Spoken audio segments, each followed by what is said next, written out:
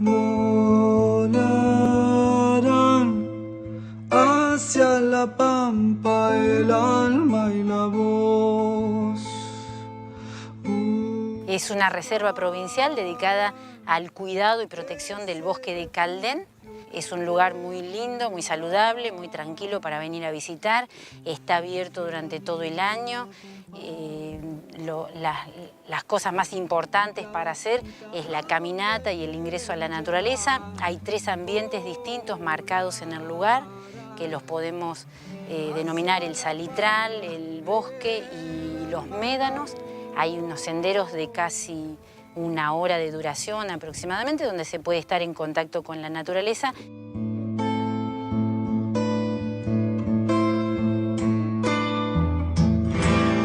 Tradición, forma la esencia, mansita ya está.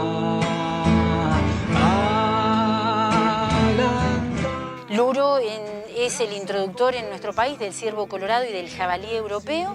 Había probado con estos animales en la isla de Vizcaíno, en el delta del Uruguay. Ahí una inundación muy grande se los pone en riesgo.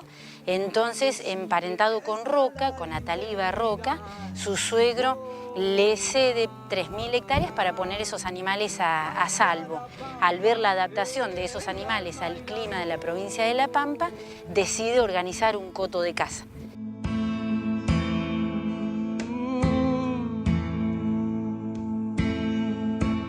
Está declarado Monumento Histórico Nacional y Provincial la casona, lo que Luro dio en llamar castillo, por su descendencia francesa y por sus deseos de tener un castillo francés en La Pampa, en su propiedad. Al castillo se hacen visitas guiadas durante todo el año. ¿Qué tal? Fuego. ¿Qué tal? Fuego.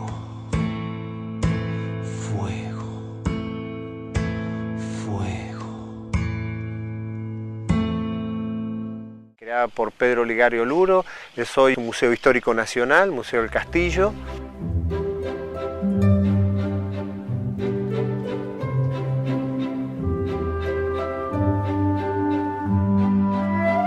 Esta es la casa de los Luro. Se llamaba la estancia San Huberto, ese nombre le puso Pedro Luro en honor al santo europeo protector de los cazadores. Y estamos en una casa que tiene un estilo francés, está construida a comienzos del siglo XX, se dice que la construcción comienza en 1907 a 1911. Curiosamente, Pedro Luro no termina de construir esta casona, sino que es el segundo dueño, don Antonio Maura, quien completa la construcción ya a partir de los años 40, conservando el mismo estilo y respetando en su mayoría los planos originales de Pedro Luro. La idea de Luro era hacer aquí un coto de caza y eso fue lo que armó a comienzos del siglo XX.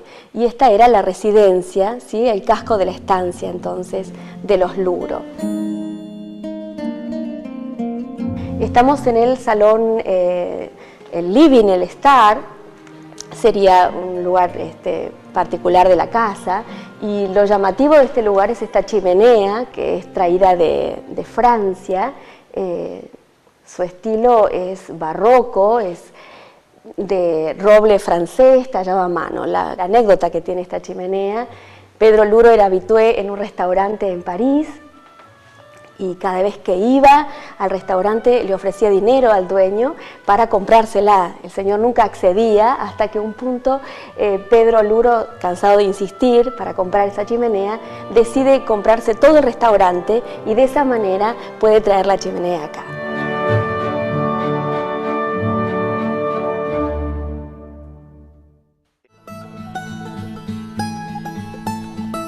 Donde estamos ahora, que es la Reserva Provincial Parque Luro, ubicada a unos 35 kilómetros al sur de Santa Rosa, la capital de La Pampa. Son 7.600 hectáreas, cuyo objetivo principal es la conservación del bosque de Caldén y, por supuesto, la realización de actividades turísticas sustentables, amigables con el ambiente, como las que realizamos aquí en este área protegida. Este área protegida cuenta con atractivos turísticos e histórico-culturales, como lo son el Museo del Castillo, una sala de carruajes, Tanque del Millón. Todos estos atractivos han sido declarados monumentos históricos nacionales, o sea, tienen un valor histórico-cultural muy importante para nuestra provincia. Tiene por otro lado también atractivos naturales, como son a través de senderos peatonales que circulan por los distintos ambientes del parque. Esto permite a través de senderos autoguiados conocer los ambientes del parque y por lo tanto las especies de flora y fauna características de esta región. Se hacen habitualmente avistaje de aves, tenemos cerca de 180 especies de aves en esta reserva, de las cuales es normal avistar en un sendero habitualmente cerca de 30 o 40 especies, que no es poco. Se pueden ver también grandes mamíferos como lo son el ciervo colorado, el jabalí, indicios de presencia de otras especies importantes como lo son el puma. Se pueden ver zorros, gato montés, gato del pajonal, zorrino. Son todas especies que habitualmente o los vemos o vemos indicios de que están presentes, como lo son huellas. Tenemos la posibilidad también de hacer observaciones astronómicas en nuestra reserva. Tenemos un cielo privilegiado, una vista privilegiada del cielo. A través de telescopios de última generación que posee la provincia, podemos hacer observaciones de gran calidad, a su vez con una persona especializada en la materia, como es el profesor Eduardo Viñó. Permite a los visitantes esta alternativa poco frecuente y la alternativa también de cenar en el restaurante recientemente reinaugurado, que cuenta con todos los servicios y de una gran modernidad. En esta época, marzo-abril, se da el periodo reproductivo del ciervo colorado, con la posibilidad de ver ciervos pelearse o ciervos reclamando su harén de hembras a una muy corta distancia. Quizás se realizan avistajes a 50 metros, por lo tanto la posibilidad de fotografiarlos o filmarlos se vuelve muy interesante. Los machos, al percibir el celo de la hembra, el periodo hormonal que desencadena el celo, viajan hasta el territorio que las hembras ocupan durante todo el año, con lo cual se dan peleas entre machos equivalentes, digamos, machos de un porte similar. Esta reproducción se da entre machos dominantes sobre harenes de 10 a 20 hembras por macho. Van a emitir un bramido, un sonido característico que es muy fuerte, que comienzan a emitirlo a partir de la tardecita, tipo 18 horas, que están toda la noche en actividad hasta las primeras horas del día, donde empieza a calentar un poco el sol, se retiran hacia el bosque, donde pasan todo el día y para comenzar la actividad a la tardecita siguiente. Vienen muchos visitantes de distintos puntos del país a observarla. Es, digamos, muy atractiva porque consiste en una caminata a través del bosque de Caldén, que ya la caminata en sí misma tiene sus atractivos, como lo son caminar por senderos totalmente agrestes, realizar avistaje de aves mientras vamos caminando. Se llegan a unos miradores desde donde siempre es posible ver manadas de hembras dominadas por un macho que son reclamadas por otro macho, por lo tanto se pueden ver corridas, peleas entre machos, es muy atractivo. Y la población es de alrededor de 1500 ejemplares, más o menos mitad de machos, mitad de hembras. Los machos tienen un territorio definido durante la mayor parte del año, que son bosques más bien cerrados, bosques bajos, mientras que la hembra prefiere lugares abiertos con abundantes pasturas porque las requieren así para la cría de sus bambis. Por lo tanto, son los machos los que viajan hasta el territorio de las hembras en la época de brama.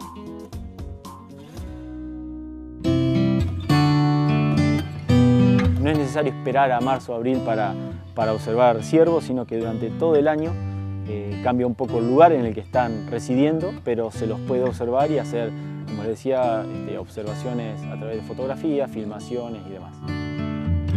Bueno, desde ya que quedan todos invitados a conocer al ciervo colorado presente en la Reserva Provincial Parque Luro, a disfrutarlo haciendo caminatas a través de senderos naturales en los que, además de ciervo colorado, pueden contemplar la presencia de otras especies de fauna o de avifauna de la Reserva Provincial.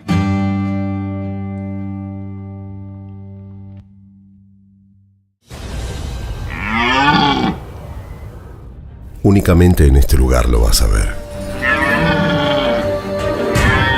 Solo acá lo vas a escuchar, estremeciendo al monte como nadie más lo hace, lanzando su bramido impetuoso y cautivante. Este es el momento preciso en que el ciervo colorado forma su harén, Es el tiempo del cortejo, el espacio de la conquista. Es la demostración del más fuerte, donde solo el poder sellará las alianzas y la naturaleza iniciará un ciclo más para volver a ser, para permanecer allí, en el monte pampeano. Es el tiempo de la brama. Es el desafío que se reitera para lograr la supervivencia. En tiempos de brama, la pampa se percibe con todos los sentidos. Solo hay que prestar atención y permitirse vivir una experiencia única.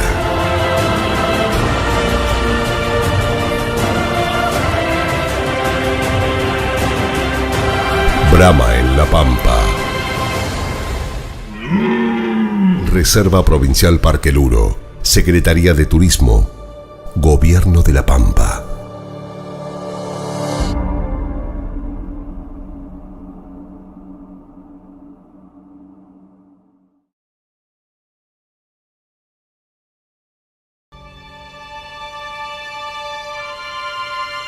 En la mágica conjunción de pura naturaleza y trato amable, los sentidos se agudizan para disfrutarla a pleno.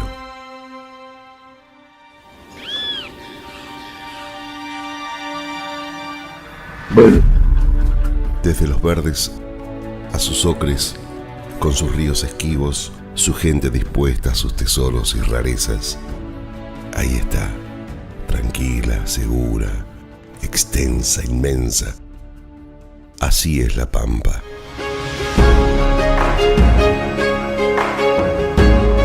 Con la fuerza de lo natural y el empuje de su gente, con el pasado tan presente y el futuro promisorio, cobijada por el Caldén, único y poderoso, acariciada por el viento que descubre huellas lejanas de aquel viejo mar y acerca sonidos añejos.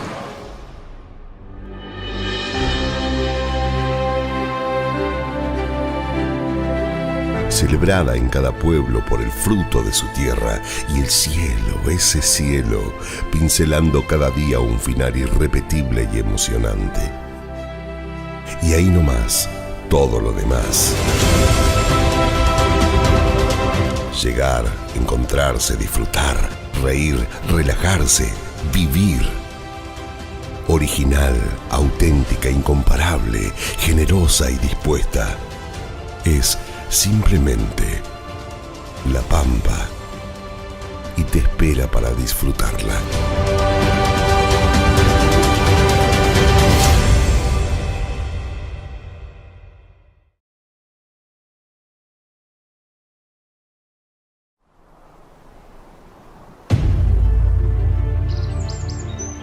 Te invito a explorar, descubrir y respirar aire puro, el más puro de todos. Podés caminar, volar, maravillarte con sabores y aromas nuevos. Lo vas a sentir. Te invito a visitar y conocer Neuquén.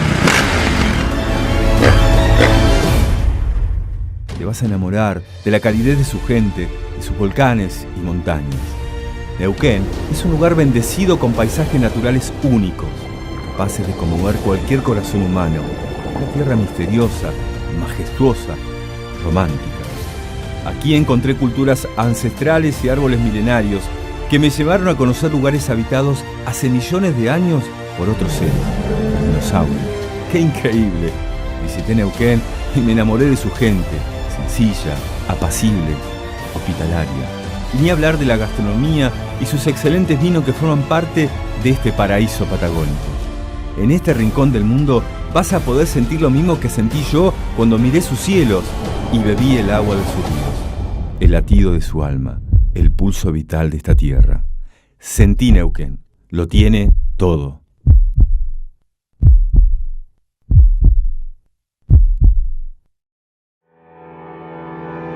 Hola, hoy te quiero mostrar cómo es mi ciudad, Villa La Angostura. Situada en un lugar único, sobre la ruta más bella de la Argentina, la Ruta 40. Todos los días podés elegir actividades diferentes para hacer en la montaña o en los lagos que la rodean. Ahora en primavera, Villa La Angostura se tiñe de amarillo por el color único de sus retamas. ¿Te hablaron de la invasión? Son los turistas que nos visitan durante todo el año, porque somos el lugar de preferencia para innumerables eventos de nivel nacional e internacional. Nos eligen por nuestros paisajes y por nuestra hospitalidad. Así es Villa La Angostura, un paraíso para venir a visitar.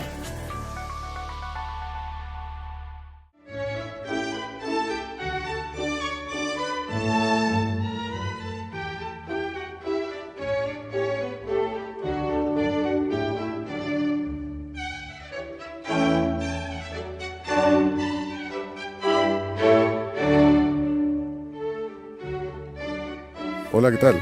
El marco ya lo van a ver en imágenes. Es un lugar bastante difícil de filmar acá en Villa La Angostura, pero primero vamos a hablar de quienes nos acompañan. Estamos con Mercedes Palavecino, Mechi para toda Villa La Angostura, una de las personas más conocidas, profesora de Historia, museóloga y titular del Museo Histórico Regional de la Villa. Hola Mechi, ¿cómo estás? Buenos días a toda la audiencia, ¿qué tal? Y también nos acompaña el señor Gerer. ¿Su nombre de pila era? Guido Gerer, que es administrador de el Palacio de Mesidor, que es el lugar donde estamos y que vamos a visitar. ¿Cómo está? ¿Qué tal? Buenos días a toda la audiencia. Y un agradecimiento recibir a Voces del Parque, al Parque Nacional Nahuel Huapi, acá en este lugar tan emblemático e histórico de la Argentina, no solamente de Neuquén. Bueno, ¿nos acompañan? Vamos a conocer el Mesidor.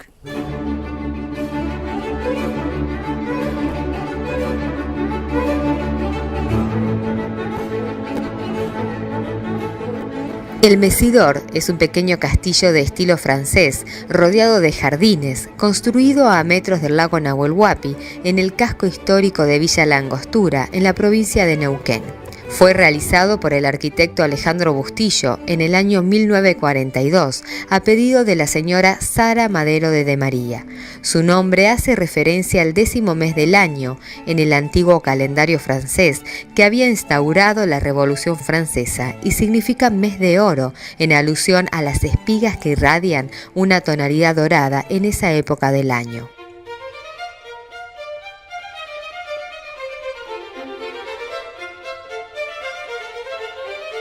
Esto que vamos a ver es casi inédito. Recordemos a los televidentes que es muy difícil entrar a filmar en el Mesidor y que bueno, ahora vamos a conocer, como dijimos antes, una parte de la historia y que es un privilegio, así que tenemos que agradecer de nuevo el hecho que nos permitan entrar a Ecos del Parque para filmar este palacio adentro.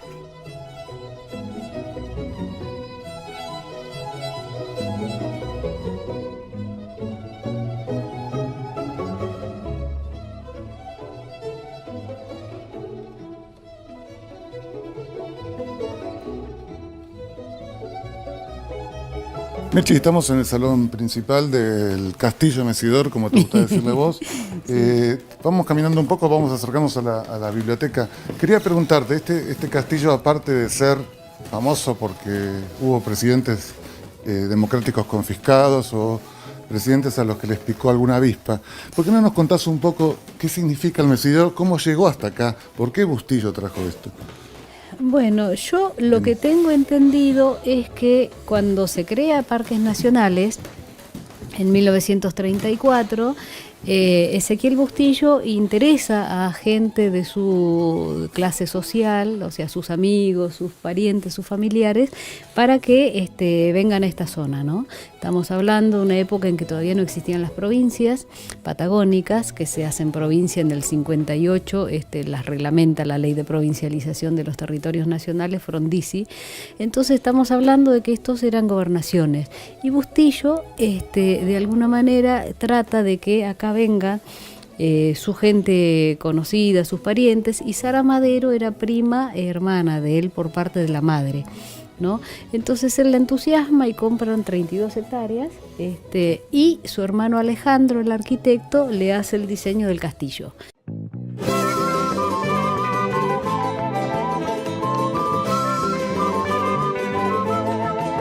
Hacia el año 1939, Sara Madero de María y su esposo visitaron la zona de Cumelén, de la cual le había hablado maravillas su primo Ezequiel Bustillo, que era director de Parques Nacionales y se hizo beneficiaria de un lote en la zona pastoril.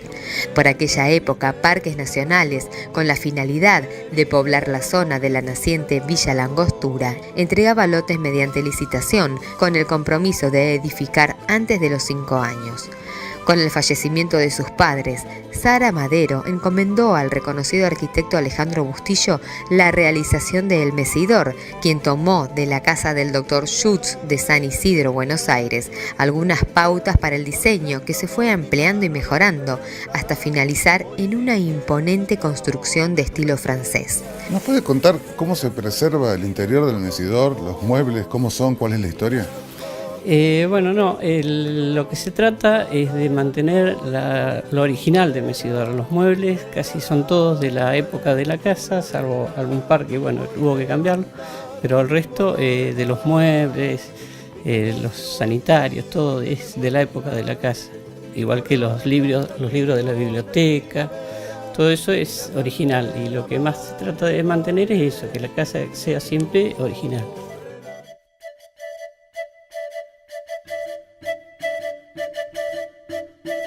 Guido, yo quisiera que nos cuentes un poco la estructura de paredes del mecedor. ¿Con qué está hecha o de dónde se trajo esta piedra? Esto está hecho, todos los materiales que tiene mecedor, la gran mayoría son de acá de la zona. La piedra se trajo acá a 30 kilómetros, que la traían en balsas o en lanchas, y acá habían picapedreros que hicieron le daban la forma a la piedra, digamos. Y la madera también es toda de acá de la zona.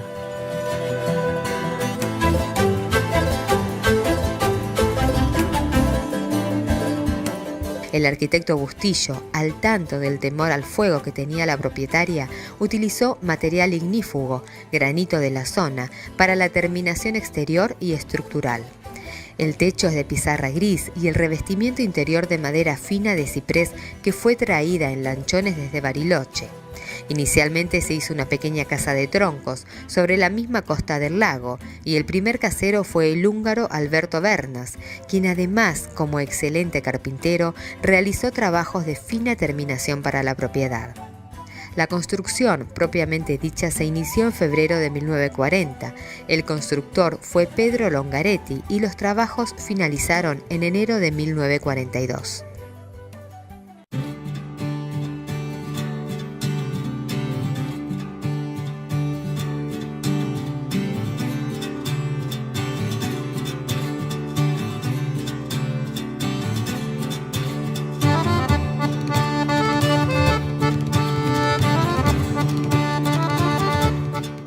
¿Qué nos puede comentar acerca de esta biblioteca? Bueno, los libros que hay acá son originales de la casa, o sea, eran de la antigua dueña, la mayoría. Después se ha ido incorporando así libros nuevos, pero la mayoría son de la época esa. Esta es la parte, o sea, es circular porque es la parte del el cono del castillo. Claro, lo que se ve de afuera del cono. Claro, el cono el típico de los castillos, sí. Esta es la parte de...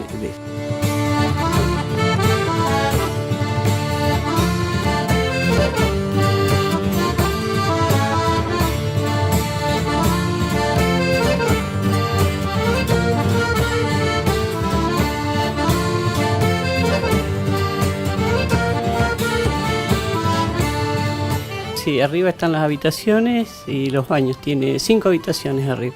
Y en una de esas es la donde estuvo detenida María Estela. En principal, porque la particularidad que tiene el mecedor, vos pensás que esto se construyó en el 38, 42, creo que se terminó más o menos.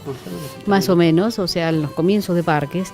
Y todos los baños son de colores distintos, no son blancos como se usaba en ese tiempo, ¿no? Los baños de colores se utilizan, ahora es muy común, pero en esa época los azulejos de otros colores, claro. Claro, no, pero los sanitarios, claro. No el azulejo, el sanitario en sí, o sea, las piletas, los inodoros, los bidet. Entonces el castillo tenía los baños de colores que a nosotros nos impresionaba muchísimo cuando éramos chicos, porque hay un baño lila, hay un baño, creo que verde oscuro, negro, celeste, amarillo, claro. ¿Viste? Entonces esto era una exquisitez en esa época.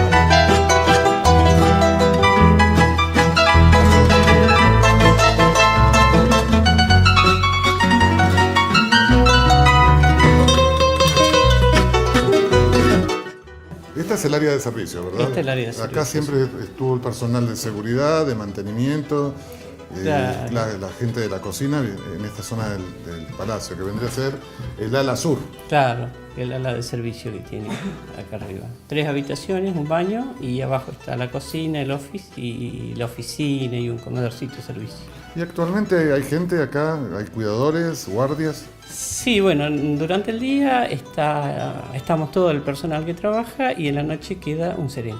10 personas ahí, sí. 10 personas, 10 personas en total somos, sí. Entre los jardineros y la mucama que trabaja y el sereno. Somos 10 en total, sí.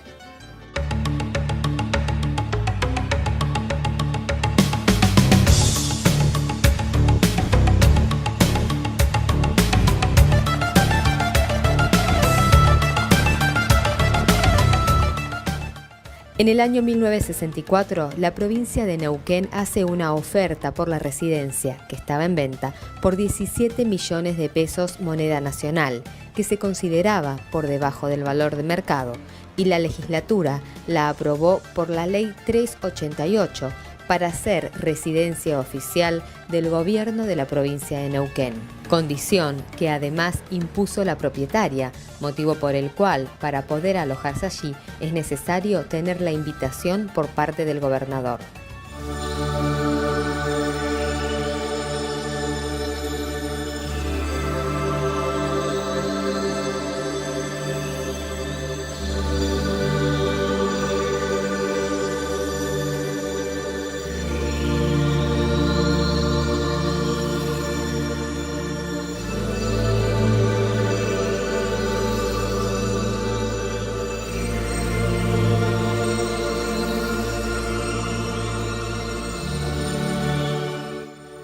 Bueno, esto lo compró el gobierno de la provincia de Neuquén en 1964, cuando don Francisco Capraro, hijo de Primo Capraro, él era senador nacional por el Movimiento Popular Neuquino, él hizo las gestiones para que el gobierno de Neuquén compre el castillo. Aparentemente, en ese tiempo a Sara Madero se le dificultaba porque ella hacía muchos años que no venía acá. Y en la entrevista que le hacen en El Pionero, publicada en El Pionero, ella dice que el gobernador, que ella lo conocía, le plantea de que se iban a aumentar mucho los impuestos, como para un poco, ella dice que piensa que se lo dijo para asustarla, de que iban a aumentar mucho los impuestos en la provincia, entonces se genera esta cosa de la posibilidad de venta. Entonces ella dice que ella ya no le interesaba seguir teniendo esta residencia porque ella hacía muchos años que no venía. Es más, yo personalmente no la conocía a ella, esto estaba siempre, lo tenían los cuidadores. Sí, porque vamos a contar que Mechi, que es de acá de Villa Langostura, dio los primeros pasos acá. Acá jugabas con Norma Munari y un montón de gente más. Sí, ¿no? Sí, porque cuando yo era chiquita, esto era de Sara Madero y los cuidadores de acá era el señor Roberto Marimón, que era un señor que vivía acá en la localidad, la esposa se llamaba Lina. Y tenía 2 hijos, Roberto y Graciela, que viven en Bariloche. Y bueno, entonces ellos hacían acá, se hacían reuniones para los vecinos, te estamos hablando del año 60 y algo, éramos muy poquitos viviendo en Villa Langostura en esa época. Entonces yo me acuerdo que por ahí se hacían las fiestas de fin de año, se hacían asados en la parte del patio, y los chicos jugamos a la escondida acá adentro.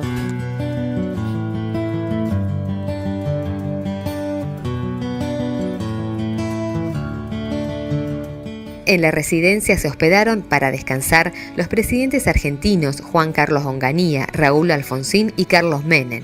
Fue allí cuando durante un paseo en Gomón por el lago, la picadura de un insecto llamado chaqueta amarilla le dejó la cara hinchada al presidente Menem, lo que fue utilizado después para intentar disimular los efectos de una cirugía estética.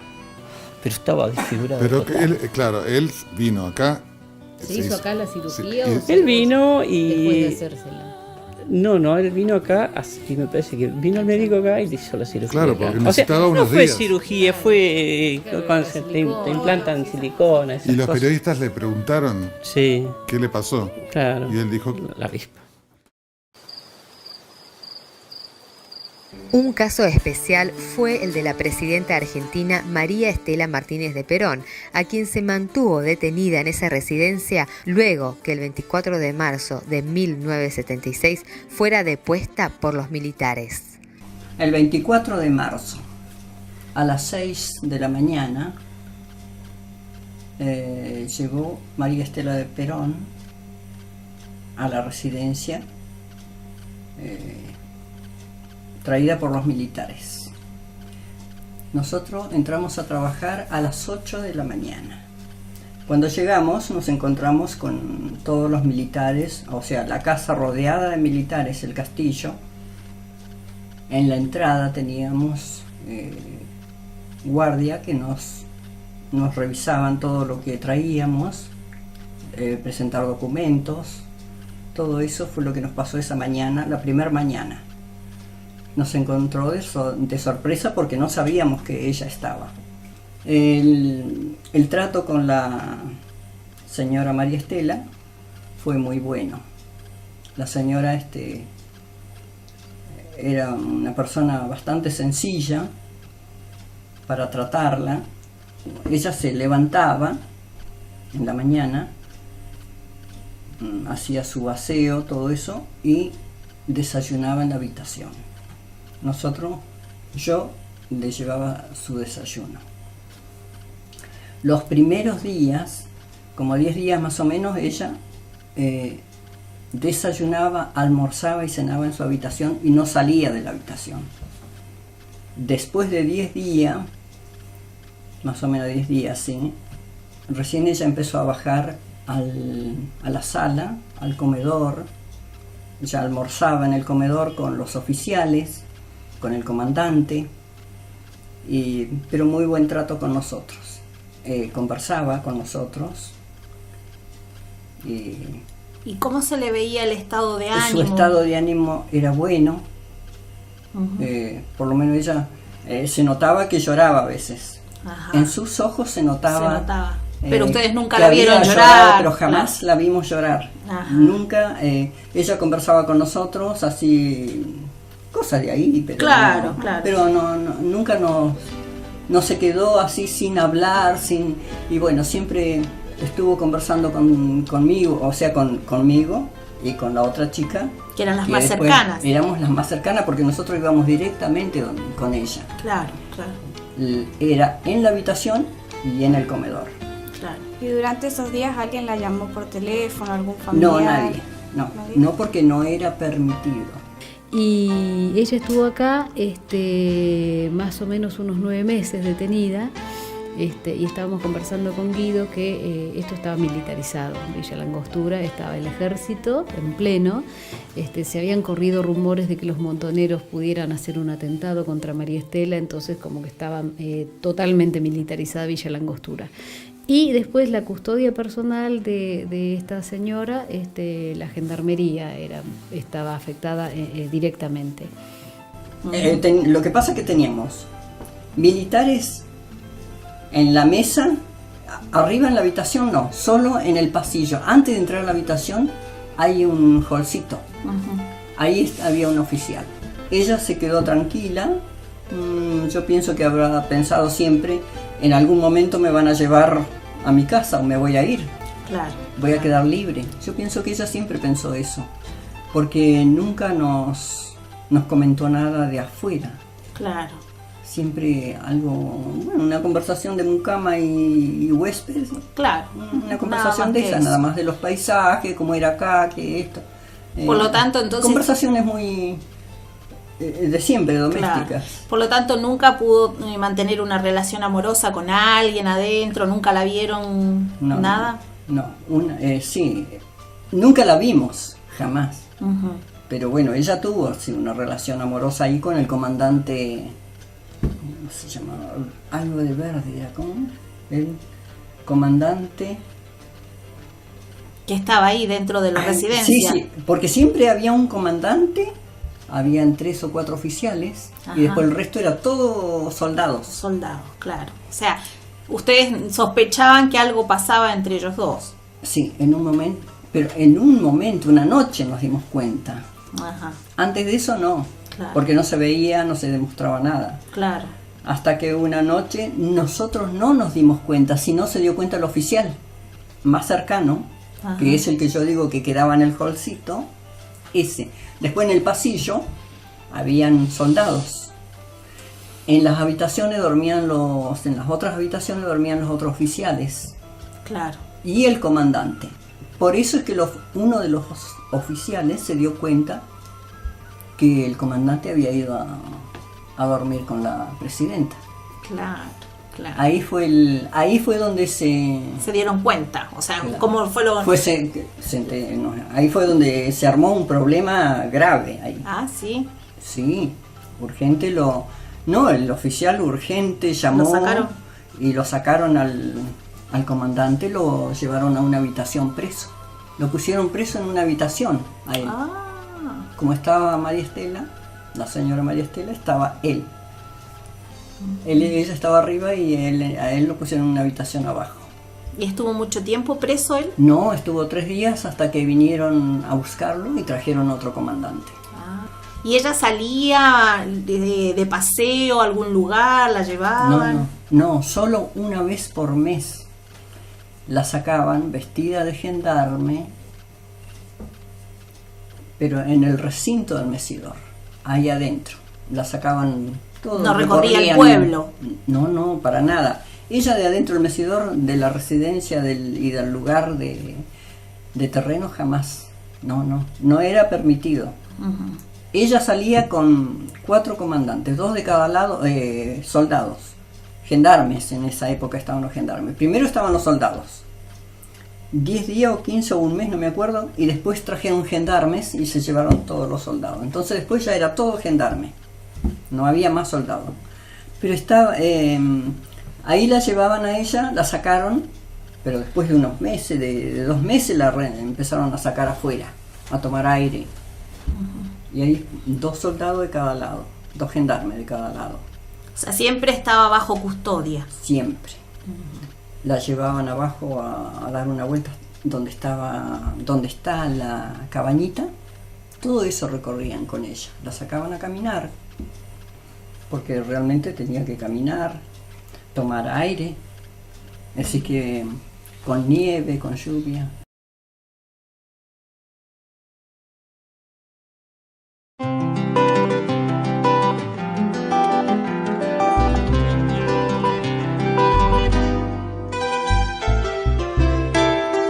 El Mesidor fue también escenario de distintos films nacionales. ¿Cuál podés recordar, por ejemplo?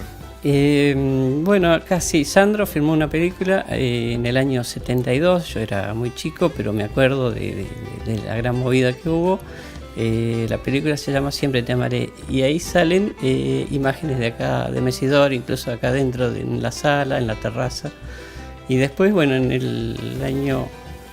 no me acuerdo bien qué fue, el 2000, cuando se hizo la de Marcelo Tinelli, Sangre Fría también.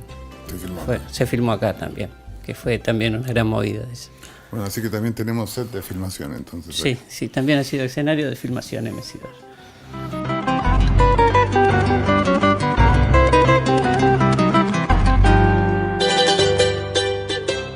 ¿Cuánto hace que trabajás acá en el Mesidor y, bueno, aparte en la gobernación?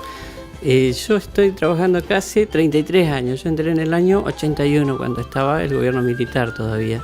Y bueno, siempre estuve en mantenimiento de chofer, y hace 8 años desde que está el gobernador Zapá, que me dejó de administrador acá en Mesidor.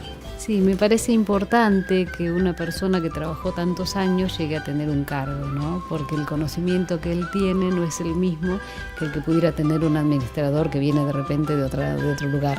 Yo valoro mucho eso. Gracias.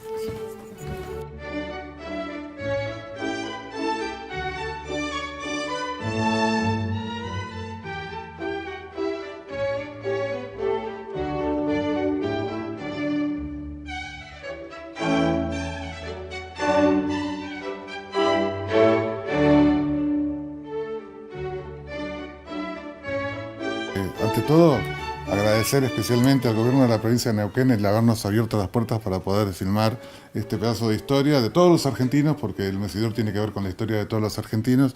Agradecerte a vos, Mechi, porque, reitero, sos una de las personas que no solamente conoce la historia con mayúscula, sino las pequeñas historias de la gente de acá de Villa Langostura. Y bueno, seguramente nos vamos a volver a encontrar en otra oportunidad. Bueno, sí, espero que sí, que nos volvamos a encontrar. Bueno, no, yo quiero agradecer a Guido especialmente porque no es fácil venir al Mesidor y él, yo se lo solicité y nos permitió. Bueno. Así que Guido, muchísimas gracias. Bueno, gracias a ambos entonces.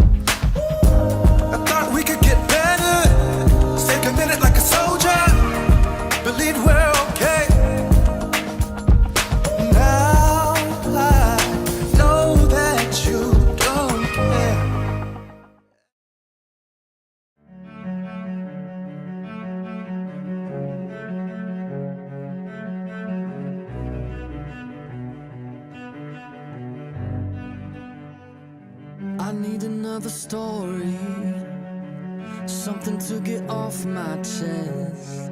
My life gets kinda boring, need something that I can confess. Till on my sleeves I stained red from all the truth that I've said. Come by it honestly, I swear. Thought you saw me wink, no, I've been on the brink. So tell me what you want to hear, something that'll light those ears. Sick of all the insincere, so I'm gonna give all my secrets away. This time, don't need another perfect line. Don't care if critics ever jump in line. I'm gonna give all my secrets away. My God, amazing how we got this far.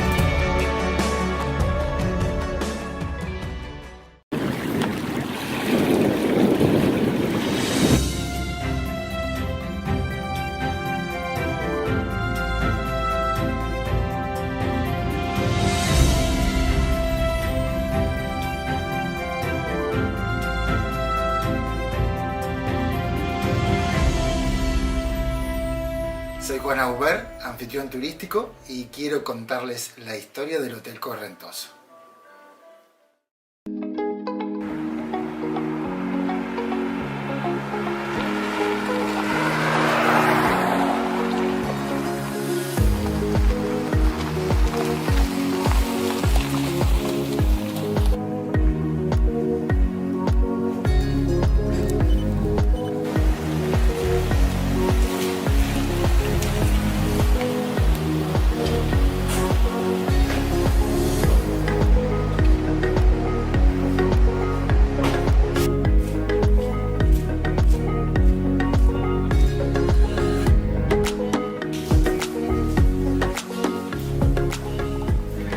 Bienvenido a Correntoso.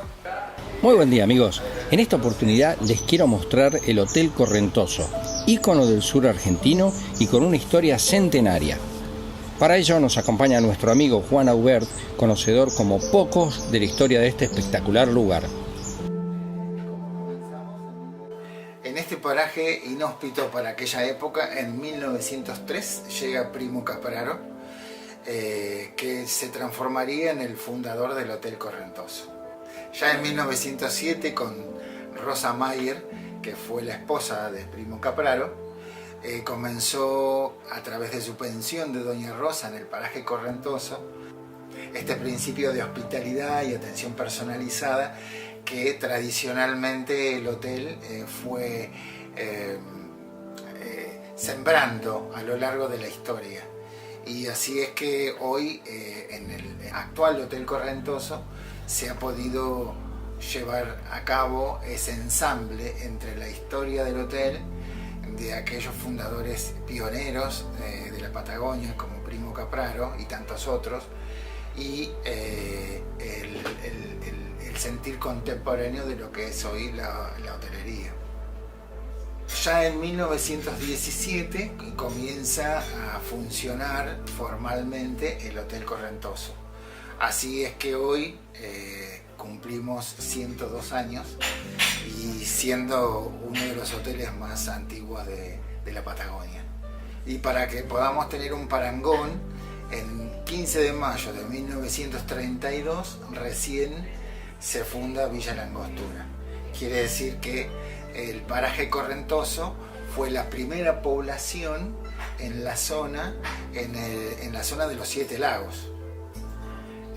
Su lugar estratégico y emblemático, a bocas del río Correntoso y el lago Nahuel Huapi, se encuadra hoy un hotel pionero de la Patagonia y que muestra los galardones de lo que significa acumular esa historia, pero por otra parte llevar adelante los servicios de la actualidad y de un hotel de 5 estrellas.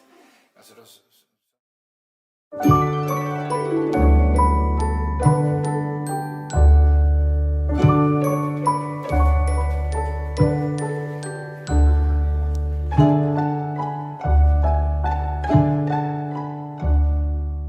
Una de las famosas características del hotel es el té del Correntoso, siempre acompañados por una persona experta en tés que nos asesora sobre las diferentes variantes, saboreando una gran cantidad de exquisiteces y disfrutando de la increíble vista del lago Nahuel Huapi y de la cordillera de fondo.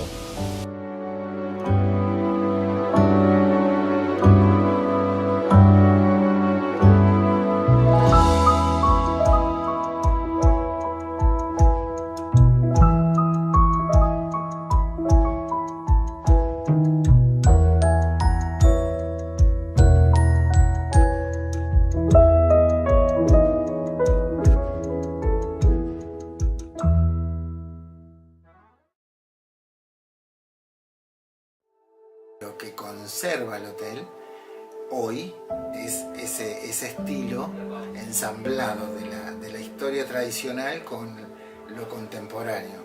Eso es una combinación realmente fantástica que a nuestros huéspedes les encanta y a nuestros huéspedes frecuentes es lo que más destacan en su estadía, ¿no?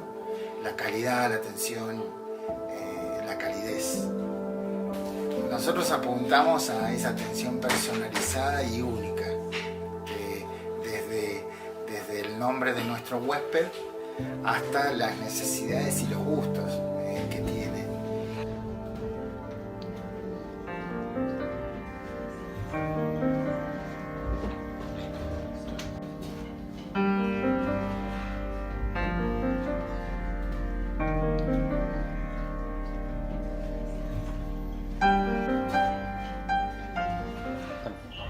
En la actualidad, el Hotel Correntoso también pertenece a la membresía de Small Luxury Hotels, que es uno de los sellos más emblemáticos en cuanto a hoteles de lujo del mundo, ¿no? El hotel estuvo en poder de la familia Caprano hasta 1978, desde su fundación hasta 1978. Desde ahí sucedieron algunas otras administraciones y algunas otras gestiones que lamentablemente llevaron al hotel de capa caída, como dice Alejandro Lorenz, el actual dueño de que entonces, en 1997, se hace la empresa Río Correntoso, Sociedad Anónima, se hace cargo del hotel y ahí comienzan la etapa de remodelación y puesta a valor de toda esa historia, pero con el toque contemporáneo. Y en el 2003, el 26 de enero, el Hotel Correntoso vuelve a estar resplandeciente para atender a todos los turistas y huéspedes que vinieron nuevamente a ver cómo había quedado el Hotel Correntoso.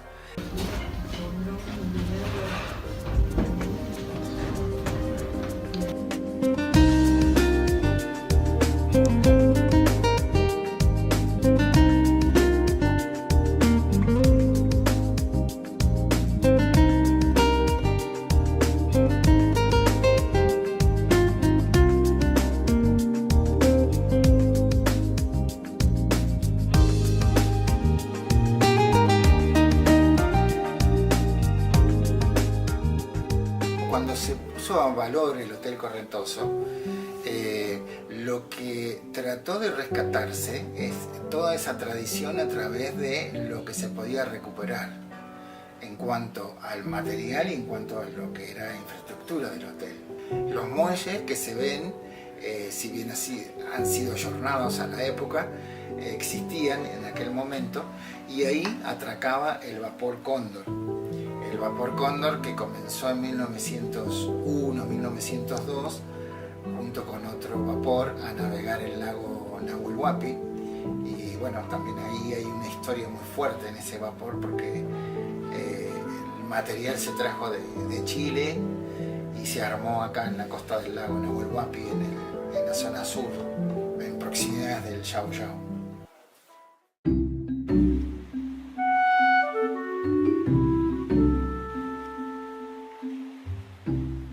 El restaurante Puerto Correntoso está declarado como Patrimonio Histórico Provincial y Nacional.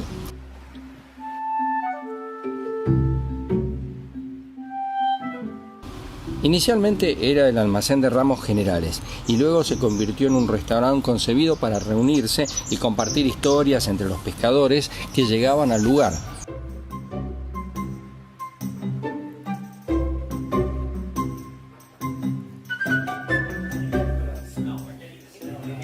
Está abierto al mediodía y se puede comer bajo el centenario arrayán junto al fogón y disfrutar de una buena pata de cordero al horno de barro o mi favorito, la trucha salmonada. Es ideal acompañarlo con el vino correntoso Pinot Noir, que es elaborado para el hotel por la bodega Fin del Mundo de Neuquén. Puerto Correntoso tiene una particularidad y es que se puede amarrar en el propio muelle del hotel, al igual que hacían los pobladores en sus orígenes.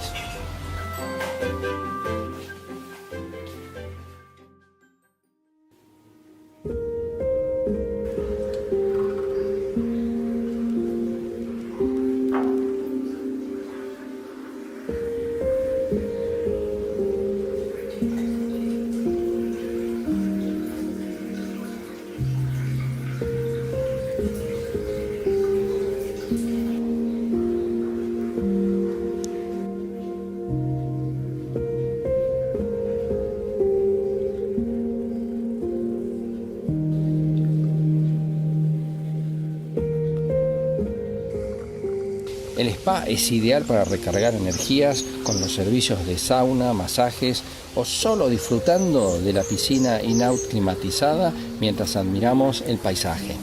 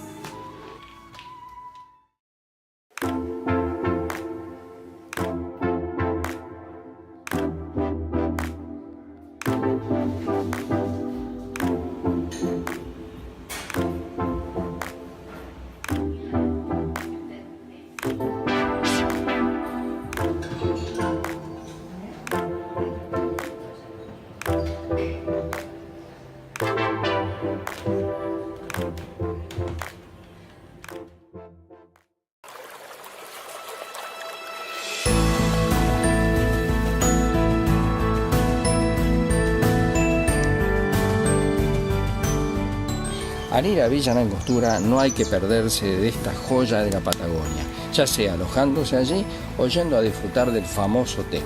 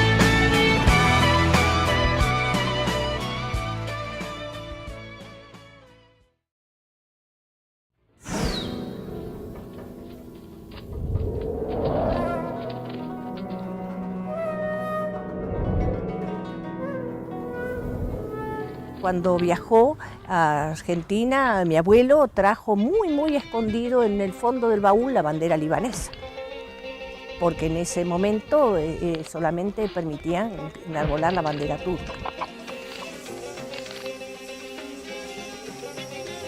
Salvador parte del Líbano y llega en 1903 a la Argentina.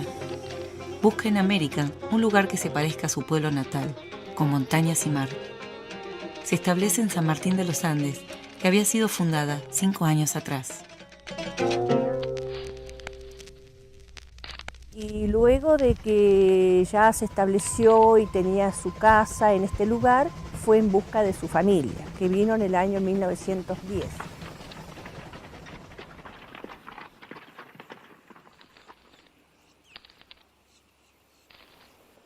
No vuelve nunca más al Líbano, tampoco sus hijos ni sus nietos. No, jamás, ninguno. Siempre con la cuestión de que vamos, pero nunca fuimos. A tal punto fue nuestra mala suerte de no volver, que mi madre fue heredera de una fortuna. Nadie quiso, nadie pudo ir y se perdió todo. Así que no fue ninguno de nosotros, jamás. Salvador construye su casa a unos 200 metros del cuartel del regimiento, frente a un solar que más tarde sería una de las plazas centrales de la vida de este pueblo.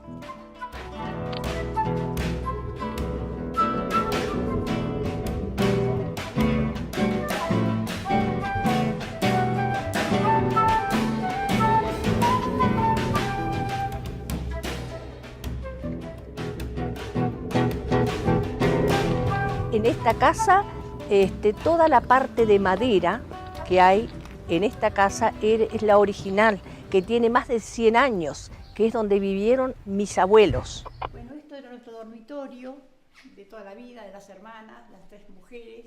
Aquí nos vestíamos para las fiestas, para los 15 años, para los bailes, que eran bailes en el Hotel Laca, muy lindos. Aquí nos vestimos para la comunión, acá nos vestimos para casarnos.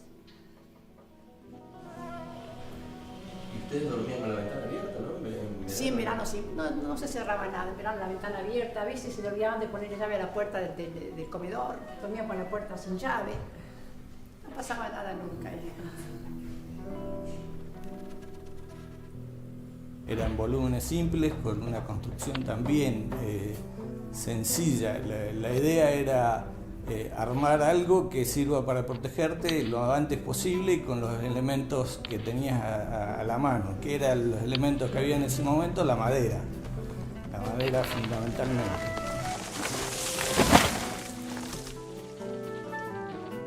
La verdad que me enteré de cosas, inclusive yo cuando nací nunca supe cómo era la parte de los cimientos de la casa, y cuando vinimos a ver, cuando estaba todo levantado, nos dimos cuenta de que habían hecho unas basas de Raulí, creo que era. Fue otra de las sorpresas. La estructura eran unos grandes palos apoyados sobre unos rodillos de unos 60 centímetros por 60 centímetros que a su vez estaban sobre rocas. Esa era la fundación de la casa.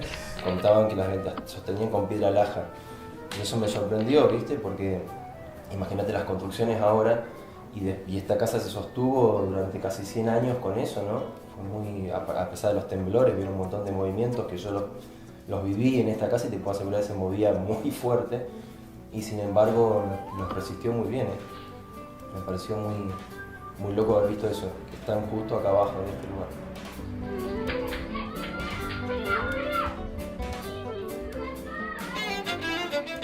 Los libaneses descienden de los fenicios, que son famosos por ser los mejores comerciantes de la antigüedad. No ajena a su tradición, la familia Chidiac comienza su actividad comercial aprovechando la gran oportunidad que estas tierras lejanas y bellas prometían. ¿Cómo llamarle? De flota, no sé cómo llamarle, de bueyes. Y con eso se trasladaba hasta Neuquén en busca de la mercadería, hasta Punta de Rieles, que era en Neuquén. Y mi padre iba y venía con esto, a cargo de esto, y luego aquí salían en grupos por distintos lugares la gente que en ese momento era marca Chifles a vender la mercadería.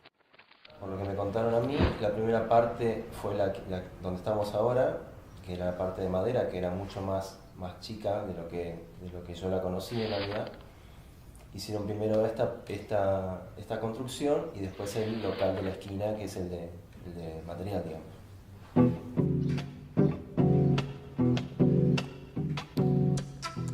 Era tan terrible esos tiempos que mi padre me contaba que cuando ellos recién se instalaron con el negocio, que él era un muchachito, no había ningún resguardo en los pasos de frontera.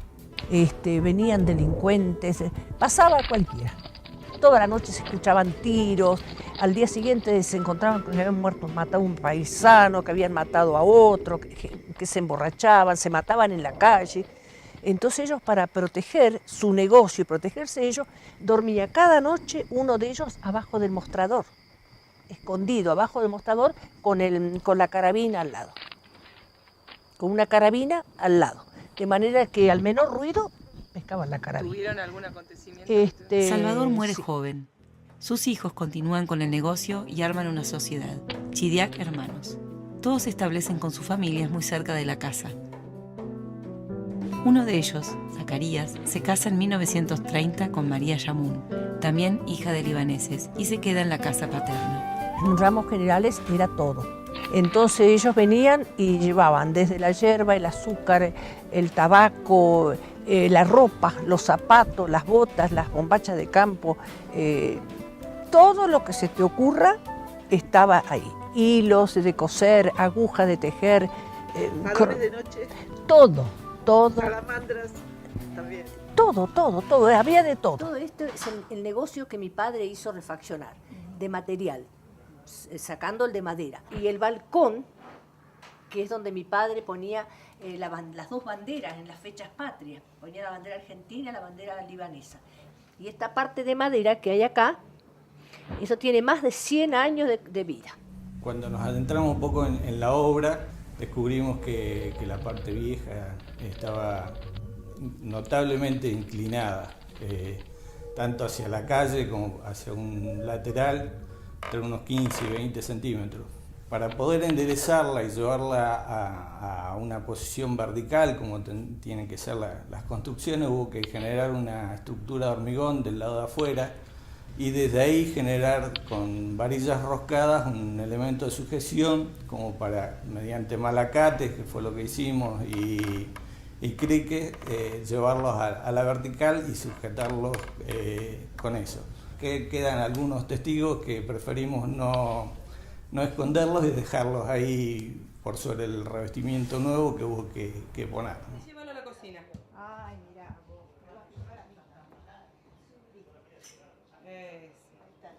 Mi mamá, yo me acuerdo que siempre se resistía a los cambios, inclusive toda esta parte que estamos ahora estaba tal cual como fue siempre, o sea, con los mismos muebles, lo mismo todo, inclusive el empapelado, todo. Quizás estaba como encerrada en el tiempo, porque mamá me contaba, ellos tenían gallinas, patos, tenían una laguna, tenían chivos, era como un campo, ¿no? Vivía en el centro, pero era como vivir en el campo, todavía eran muchas cosas, ¿no? El significado de la casa no es tanto en la construcción, que sí ha servido, sino en las funciones que albergó, en las familias que estuvieron, que, bueno, en este caso la familia Chidiac, una familia pionera de las primeras, pioneras en serio. En ese sentido es que la casa tiene el valor que tiene y es lo fantástico de esto, poder retenerla en el uso, dándole un nuevo uso, no haciendo un museo, algo congelándolo en el tiempo que no tiene sentido. Las casas se tienen que ganar la vida. Si bien la imagen y la identidad del pueblo de aquellos años lo podemos seguir mostrando, realmente lo que pasa adentro tiene y puede ir cambiando. Es un poco la intención final de esto. Estoy admirada cómo renovaron la madera, las ventanas, las puertas. Está todo muy lindo. Por supuesto que en mi corazón llevo la casa vieja, pero reconozco que esto está hermoso. ¿Querés que los músicos te toquen algo? Bueno, tranquilo, bueno.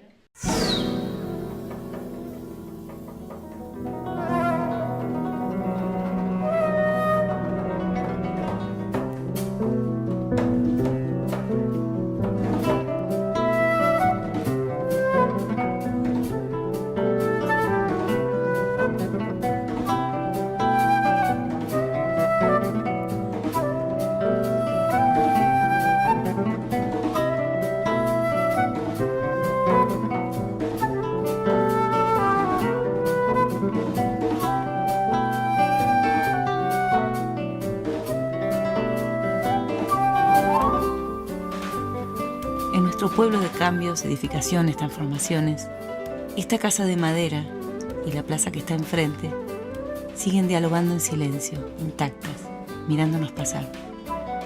El destino, la casualidad, el caos, las decisiones tal vez, no sé. Lo cierto es que todo eso hace que hoy ambas puedan seguir siendo lo que fueron.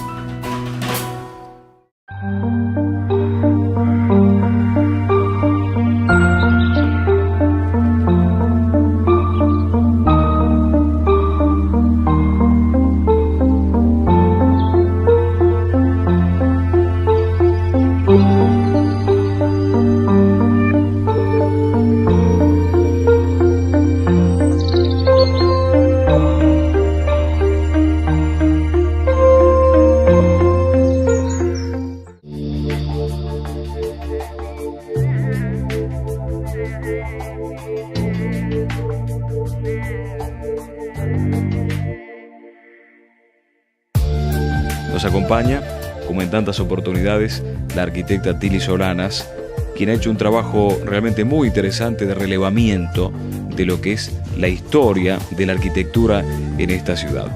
Tili, ¿cómo andamos? ¿Dónde estamos ahora? Estamos en la casa de té y hostería, la casa de Eugenia, que bueno, que nosotros lo tenemos en el relevamiento, lo tenemos nombrado como la antigua pensión de Juanita Cantaruti y luego el residencial Villa Vivi. Nosotros les decimos que es una de las vedettes de las casas del periodo fundacional por lo bella que es. Esta casa fue construida en el año 1927, la hizo construir don Emilio Sasauca y la construyó un constructor que en esa época trabajaba mucho acá en San Martín, Luis Tosi, con un carpintero, Giusti.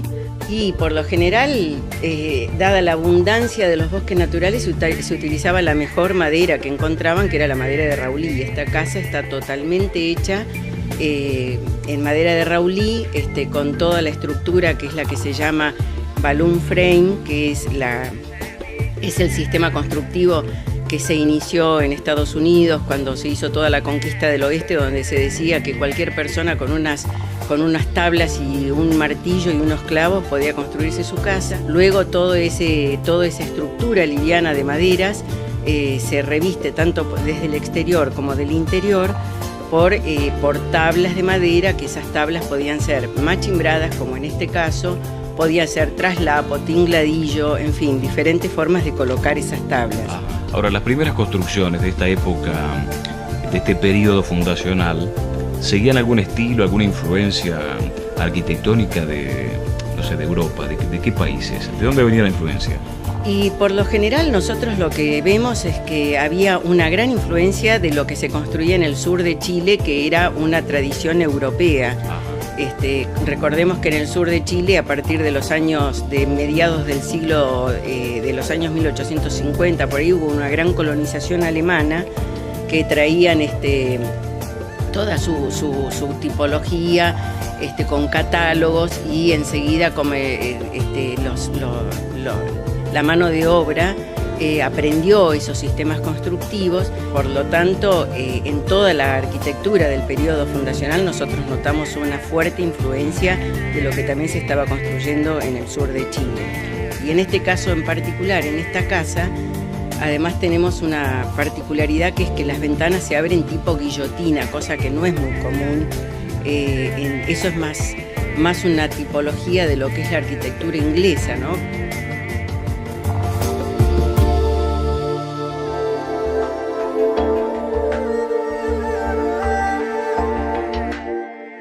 Pero la casa histórica llega hasta este punto, que es donde se cumple esto de la volumetría en forma de H. Tili, ¿qué otras características tiene este tipo de construcción? Los pisos, no sé cómo era el tema de la calefacción, por ejemplo.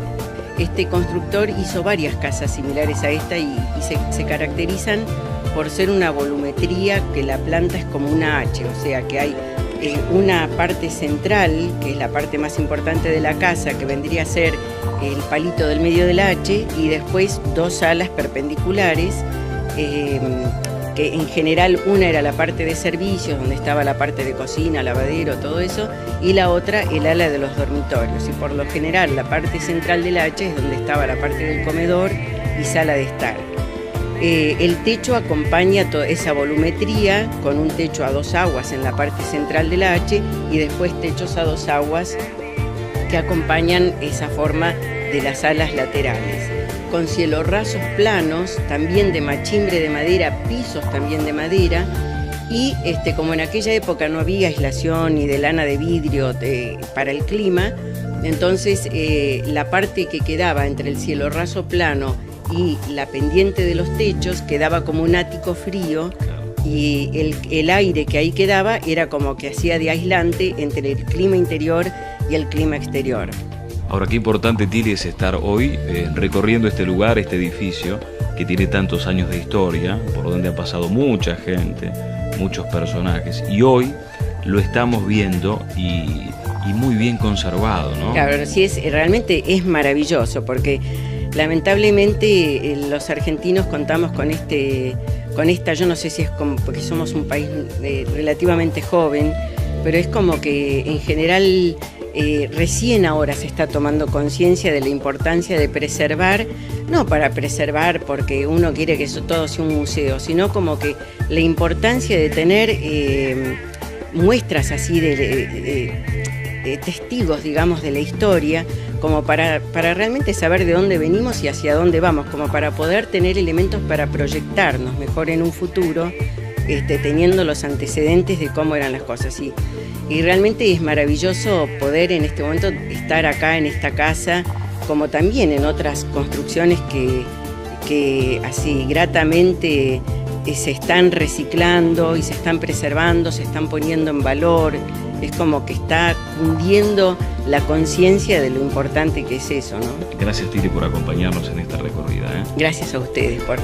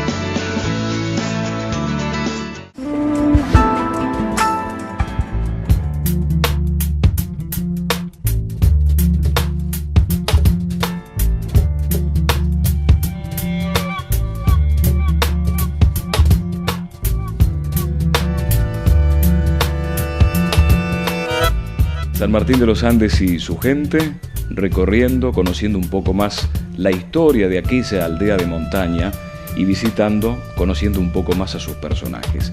Estamos con Jorge Pasos, alias Yoyo, para contar un poquito más de este lugar que hoy vinimos a visitar, en donde actualmente funciona la Casa de Té Eugenia, y hace un montón de años atrás funcionaba primero como casa de familia y después como una hostería, Villa Vivi. ¿Se acuerdan? Lo vamos a charlar con Yoyo. Bueno, mirá, si vamos al caso tengo muchas historias, pero vamos a dedicarnos pura y exclusivamente a esto, a la vivienda. A este lugar. En el año 52 mi padre compra esta propiedad, ya jubilado, y como casa de familia para él y su familia, por supuesto, que estaba incluido. Deciden, como mi hermana mayor, Vivi de nombre, deciden nombrarla Villa Vivi, en homenaje al nombre de ella. Bueno, resulta que en el primer año que estamos acá en San Martín de los Andes, viene un amigo de la familia, el señor Ernesto Pfister, el padre de Bubi Pfister, que era el que trabajaba en el Hotel Lácar. Este señor le dice a mi padre, Alfredo, necesito 4 camas. Yo necesito el lugar para 4 camas porque tengo el hotel lleno y necesito alojar a 4 pasajeros. Ahí instala 2 habitaciones para 2 parejas de turistas. Bueno, al día siguiente, cuando se retira la gente, viene Ernesto y le paga a mi padre el alojamiento. Y empezamos a trabajar de a poco y se organizó y se inició el residencial Villa Viví, que era una de las pocas hosterías que había acá en San Martín de los Andes. Y mira, habrían más o menos 3.000, 3.500, 4.000 personas. No tengo un número exacto de censo. Y en el 52. Yoyo, ¿y qué te produce el venir otra vez a este lugar donde está muy bien acondicionado, tiene algunas reformas, ahora la casa de Tía Eugenia? ¿Qué te produce, qué emociones te producen estar otra vez acá, no? Que fue tu casa de familia. Un sentimiento muy profundo. Pasé muchísimos años de mi vida con recuerdos muy íntimos, anécdotas muy íntimas que añoro muchísimo. Ojalá pudiera volver a esa época. ¿Te parece, Yoyo, recorrer un poquito la casa? ¿La vamos a bueno, caminar cómo un no, poco? cómo no, ¿La cómo vamos no. a caminar un poco? ¿Cómo no?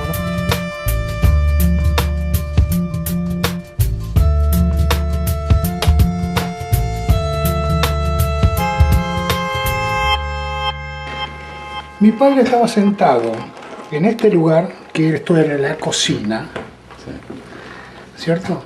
Y en una explosión que hicieron como más o menos 150 metros acá, que hicieron un tiro de dinamita para hacer el camino, una piedra de más o menos unos 25 kilos cayó en el cumbrera de la casa y quedó enterrada acá, de este otro lado, ahí quedó enterrada en el piso.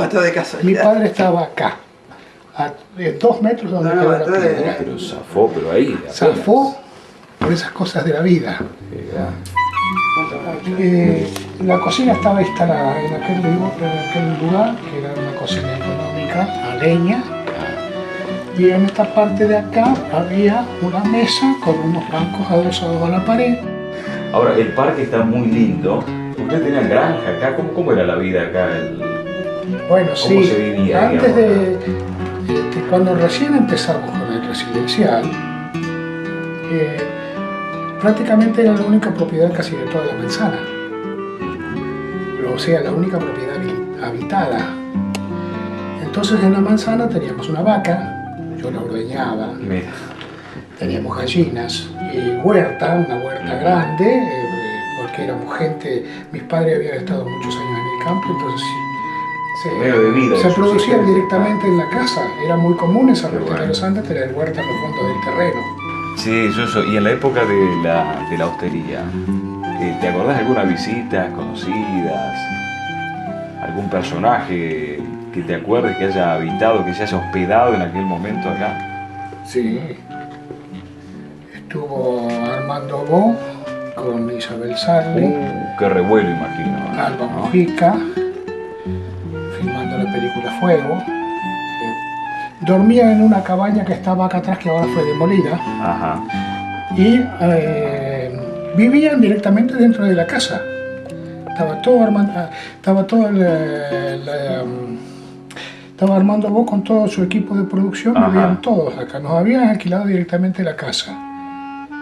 ¿Y acá se la conocía? ¿Se los conocía a ellos? ¿Se sabía de Isabel Sarli como figura, digamos? Estaban en todo su apogeo. Estaban en todo su apogeo como artista. ¿Por qué mi destino tan cruel, amor mío, tan solo deseo? Ahora, y el revuelo que habrá causado en la gente, ¿no? En los vecinos de San Martín de los Andes. Sí, pero... Muchos curiosos por acá, ¿no? No tanto. San Martín de los Andes se caracterizó, y lo veo bien, en no darle mucho En preservar la intimidad, digamos. En preservar mucho la intimidad de la gente y en no molestar a la gente. Claro. No. Y acá te muestro. Mira. Este es un pergamino, ¿no es cierto? Sí. Que dice... 21 del 12. 21 del 12 del 21 del 12 del 68. San Martín de los Andes, al residencial Villa Viví, sus dueños y personal, el equipo artístico y técnico de la película Fuego como testimonio de agradecimiento por su abnegada colaboración. Firma Armando Bo, firma Isabel Sarli y firman varias personas más.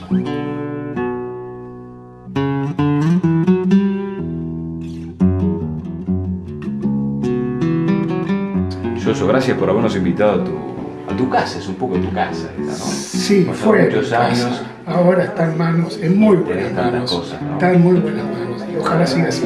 Bueno, gracias por la nota.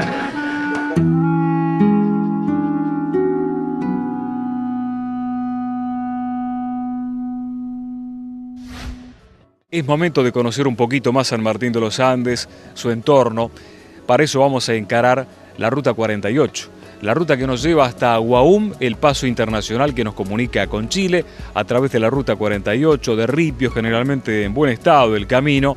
Hay que transitarlo muy tranquilamente, gozando, disfrutando de cada uno de los momentos en el paisaje, las distintas playas que nos ofrecen el lago Lácar y el lago Nontué, y además conocer uno de los edificios emblemáticos, patrimonio arquitectónico que tiene San Martín de los Andes hoy por hoy, convertido en museo de sitio, que es el Castillito Van Dorser.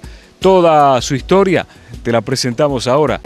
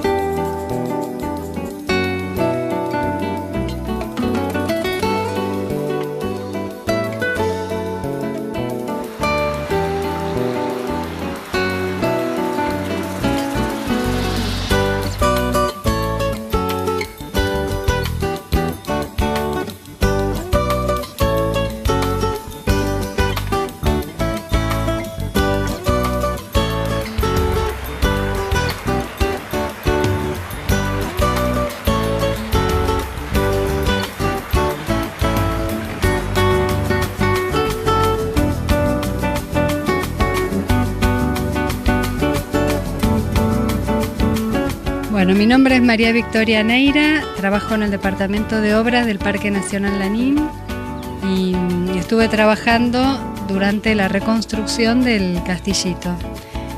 Los arquitectos del Banco Mundial, que eran los que financiaban la obra, eran de Buenos Aires, así que no quedó nadie por la zona para poder contar detalles de la obra.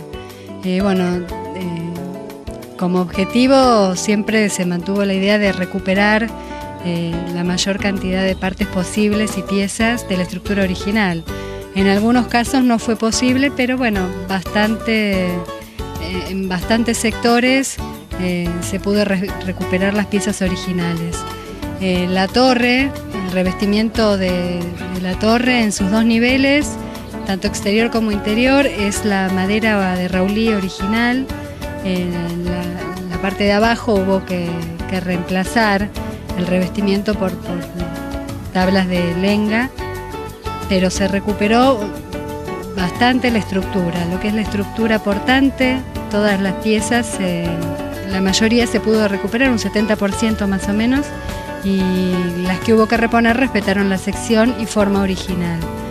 En el interior se pudo recuperar toda la parte de la torre, la escalera, parte del revestimiento, gran parte del revestimiento interior, todo madera de Raulí, toda íntegra de madera. Y lo que hubo que reponer era sencillo, porque teníamos el modelo en pie, digamos, muy deteriorado, pero lo podíamos copiar.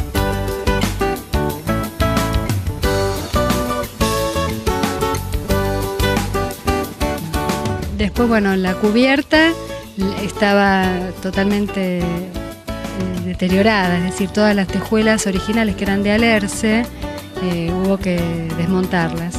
Las tejuelas que se colocaron son de madera, no de alerce, porque hoy el alerce, como el árbol está protegido, no se consigue, no se comercializa. Entonces se pusieron tejuelas de ciprés, achueladas y sumergidas en aceite de lino para impermeabilizarlas. Es decir, que si bien no se recuperó el material original, se recuperó una técnica antigua que seguramente fue la empleada para impermeabilizar las tejuelas originales.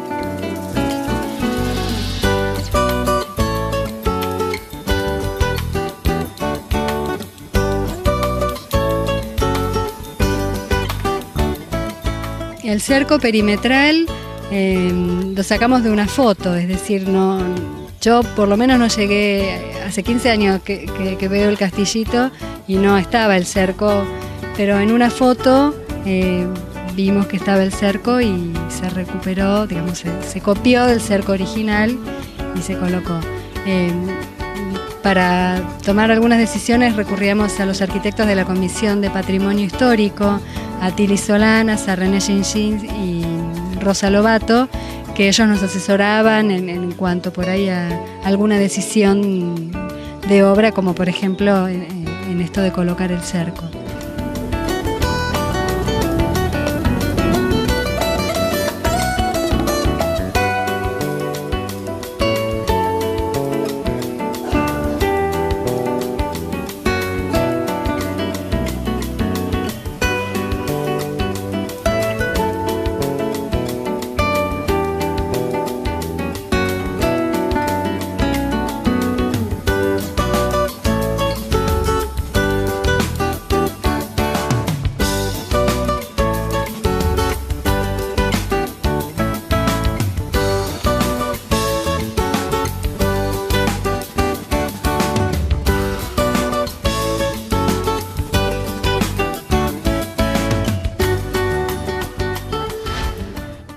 Sin lugar a dudas, conocer el castillito Van Dorser es aprender un poco más de la historia de San Martín de los Andes en aquellos primeros años del siglo pasado, cuando San Martín de los Andes era un pequeño pueblo maderero. La zona de Guahum era el principal generador de recursos justamente con la madera. Aquellos habitantes que ni soñaban en que San Martín de los Andes se iba a convertir en este destino turístico que tenemos hoy por hoy.